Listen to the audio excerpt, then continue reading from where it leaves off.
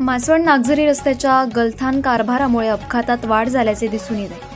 दिशादर्शक सूचना फलकांच्या अभावामुळे नागझरी येथील खोदलेल्या मोरीमध्ये एका मोटरसायकल चालकाचा गंभीर अपघात झाला.